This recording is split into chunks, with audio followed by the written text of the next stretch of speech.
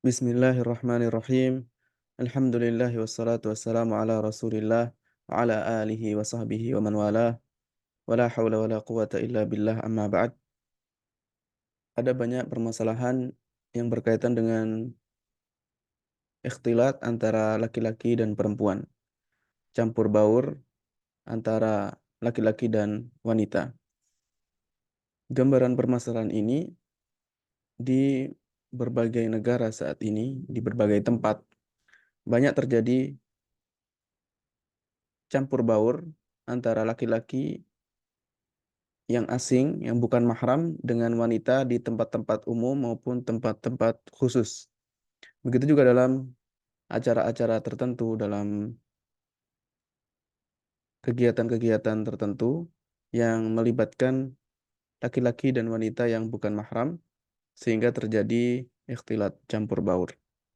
Maka hukum permasalahan demikian adalah diharamkan campur baur antara laki-laki dan wanita asing, kecuali jika wanita tadi menjaga kehormatannya dan menutup aurat. Adapun ikhtilat bercampur baurnya laki-laki dengan wanita dalam keadaan ikhtilat yang menimbulkan, yang memicu fitnah, memicu syahwat, dan menjadi pintu untuk terbukanya berbagai kerusakan dan kemaksiatan, maka hukumnya diharamkan. Campur baur antara laki-laki dan wanita bisa jadi banyak orang, tetapi tetap diharamkan. Terlebih lagi jika menyendiri. Dan ini tentu saja berbeda hukumnya, berbeda pembahasan. Ikhtilat adalah bercampur baur, adapun khalwah adalah menyendiri, menyepi antara wanita dengan laki-laki yang bukan mahram dan bukan suaminya. Hukum khalwah yang seperti itu juga diharamkan. Dari sini maka diharamkan wanita menyingkap wajahnya ketika ada laki-laki yang asing. Begitu juga menyingkap anggota tubuh yang lain, dadanya, lehernya, lengan tangannya, betisnya, dan anggota tubuh yang lain ketika ada laki-laki yang bukan mahram. Ar-rijal al-ajanib, bukan mahram, bukan suaminya. Selain meningkap menampakkan aurat, begitu juga dilarang berkholwat, menyepi, menyendiri, tanpa dihadiri mahramnya dari kalangan laki-laki. Begitu juga ikhtilat dengan selain mahram ketika tidak tertutup tubuhnya. Maka wanita sangat berbahaya jika dia berpikiran, dia berpandangan bahwa dirinya sama, wanita sama dengan laki-laki dalam hal boleh menyikap wajah, boleh berjalan-jalan, boleh menampakkan perhiasan, yang mengakibatkan hilangnya rasa malu ketika berkumpul bersama laki-laki. Ini menimbulkan fitnah yang sangat besar, kerusakan yang sangat besar. Dari sini maka diharamkan wanita menyingkap wajahnya untuk selain mahram, harus menutup wajah, sebagaimana juga harus menghindari haram melakukan al-khalwa atau ikhtilat atau berjabat tangan dengan laki-laki yang bukan mahram. Karena sangat jelas bahwa ikhtilat bercampur baurnya laki-laki dengan wanita menimbulkan fitnah dan keburukan. Dan yang seperti itu tidak diperbolehkan. Hukum asalnya adalah haram. Tetapi ketika ada kebutuhan menghadiri acara tertentu, hudurun nisa'i ma'ar rijal, hadirnya laki-laki dan wanita, maka yang wajib adalah dipisahkan antara wanita dengan pria. Harus dipisahkan ruangan, dipisahkan lokasi. Karena terkadang memang dibutuhkan, ada darurat atau kondisi dibutuhkan untuk berkumpul dalam pesta atau dalam acara tertentu. Jika demikian, harus hadir laki-laki dan wanita, maka harus dipisahkan. Wanita berada di tempat tertentu, kemudian laki-laki di tempat yang lain. Kemudian dipisah dengan al-hijab, diberi penutup pembatas bagi wanita. Yang intinya supaya wanita lebih tertutup seluruh badannya, bahkan termasuk wajahnya. Demikian penjelasan seputar ikhtilat antara laki-laki dan wanita yang bukan mahram. Rujukannya adalah Fatwa Syekh Muhammad bin Ibrahim, Fatwa Lajnah Daimah, Fatwa wa Maqalat Mutanawiyah, fatwanya Syekh Ibnu Baz, kemudian Fatwa Mu'asirah Syekh Utsaimin, kemudian Hukmul Islam fil Ikhtilat, dan Al-Ikhtilatu Baina Al-Jinsain, karya Dr. Amir Bahjat. Pembahasan selanjutnya adalah ikhtilat antara dua jenis, yaitu laki-laki dan perempuan dalam sekolah, di sekolahan, dalam dunia pendidikan. Karena banyak sekali universitas atau sekolah yang di bawah itu setingkat SD, SMP, dan SMA di berbagai tempat di dunia ini yang menggabungkan, mencampur antara laki-laki dan wanita, murid laki-laki dan murid perempuan di satu ruangan, sehingga mereka pun bercampur baur. Mereka pun berada di satu tempat yang sama.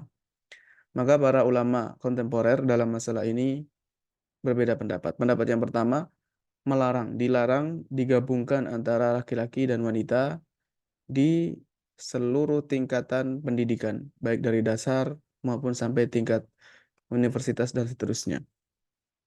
Tidak boleh dicampurkan, berarti maksudnya adalah dipisahkan. Ada ruangan khusus untuk laki-laki atau gedung khusus laki-laki, dan ada ruangan khusus untuk wanita, untuk perempuan. Alasannya adalah yang pertama karena ikhtilat termasuk dalam dunia pendidikan antara wanita dan laki-laki hukumnya haram dan kemungkaran yang besar. Dasarnya karena menimbulkan fitnah dan menyebabkan tersebarnya kerusakan. Kerusakan yang ditimbulkan oleh ikhtilat ini sangatlah jelas. Ada kerusakan akhlak dan kerusakan yang lainnya, kehormatan, menjaga kehormatan dan seterusnya, menjadi dalil terkuat diharamkannya ikhtilat antara laki-laki dan wanita dalam dunia pendidikan. Kemudian yang kedua, karena ikhtilat adalah wasilatun li syarrin katsir, menjadi penyebab timbulnya banyak sekali kerusakan. Yang seperti itu maka tidak diperbolehkan untuk dilakukan. Diriwayatkan oleh Abdullah bin Amr ibn al-As radhiyallahu anhuma, Nabi sallallahu alaihi wasallam bersabda, ini dasarnya, muru abna'akum bis salati li sab'in wadribuhum 'alaiha li 'ashrin wa farriqu bainahum fil madaji. Hadis ini diriwayatkan Abu Dawud. Perintahkan anak-anak kalian untuk melakukan salat ketika usianya 7 tahun. Lalu pukullah mereka untuk salat ketika sudah berusia 10 tahun. Dan di usia 10 tahun, farriqu bainahum fil madaji. Pisahkan ranjang antara mereka. Nabi Shallallahu Alaihi Wasallam dalam hadis ini memerintahkan agar dipisahkan dalam tempat tidurnya, di ranjangnya. Karena kedekatan antara satu jenis dengan jenis yang lain, wanita dengan anak perempuan dengan anak laki-laki, ketika sudah mencapai usia 10 tahun atau yang setelah itu 11, 12, menjadi peluang terjadinya tindakan keji, tindakan fahisya, karena disebabkan bercampurnya anak laki-laki dan anak perempuan. Maka begitu juga dalam sekolahan, di sekolahan juga dilarang, tidak diperbolehkan karena itu mungkar juga dan mengakibatkan banyak terjadi keburukan. Syariah al-Islamiyah yang sempurna memerintahkan agar memiliki kaidah saddu dzara'i, memblokir, menutup pintu atau celah yang mengantarkan kepada keburukan, termasuk kesyirikan, kemaksiatan. Dan dalil tentang wajibnya saddu dzara'i adalah sangat banyak, baik dari ayat-ayat maupun hadis-hadis. Kemudian bagi siapapun yang memiliki akal yang sehat, sudah cukup untuk menjadi bukti banyaknya terjadi kerusakan di negara-negara yang memperbolehkan aturan ikhtilat digabungkan laki-laki dan perempuan, kerusakan yang ditimbulkan sangat jelas. Dan itu maklum bagi siapapun yang mengamati. Dalil yang ketiga yang mengatakan bahwa ikhtilat walaupun di dunia pendidikan, di sekolahan hukumnya haram adalah karena sangat berdampak besar negatif pada kesucian manusia, ifatul insan, dan akhlaknya serta etikanya, moralnya.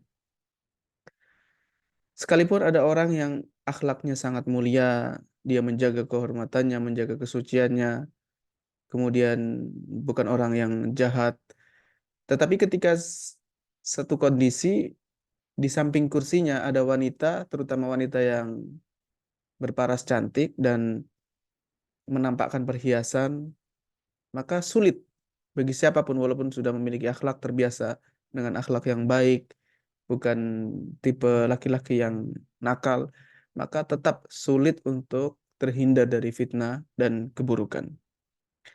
Kemudian pendapat yang kedua mengatakan